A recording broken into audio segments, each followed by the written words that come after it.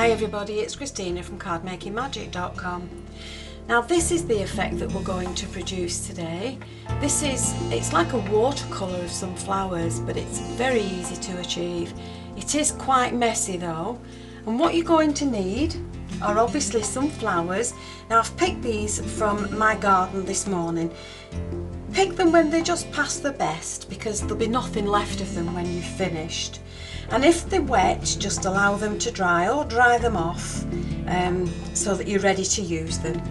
You will need a die cutting machine, and you will need some card that will go through the die cutting machine. And this is just a plain white card, a white A4 card that I've just cut in half. Once you've done the technique, you can trim this down to the size and the shape that you want. Okay, so let's start.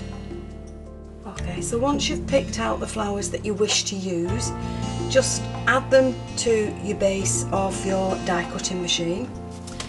Take a piece of card with the good side facing down onto the flowers and make your sandwich up with the machine as per the instructions, and then you're just going to roll it through the machine.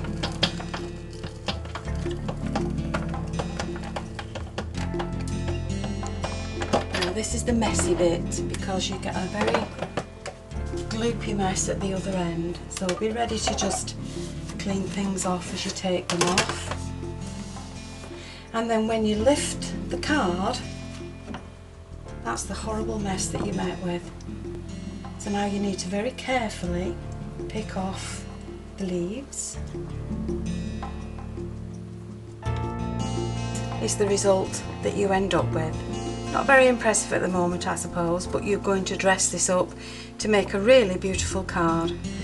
Once you've done that, don't forget to clean all the gloop off your die cutting machine. So this card was created with some little Busy Lizzie flowers, and we'll just do the process again now with some petunias.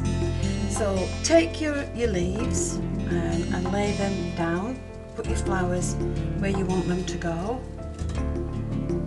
Just make a nice arrangement that you're happy with.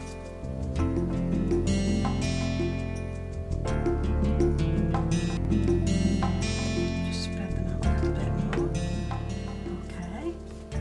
Add your card to the top with the good side facing downwards and make your sandwich, and then roll it through your die cutter.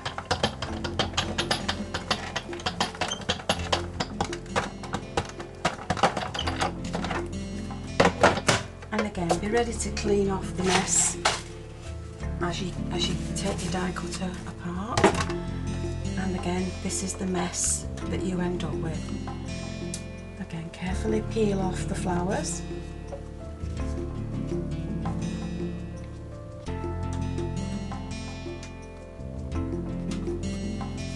And the impression underneath is what you're left with when the flowers have been removed. And that's a very pretty watercolour effect. Okay. So this is now petunias. We have this one with Busy Lizzies.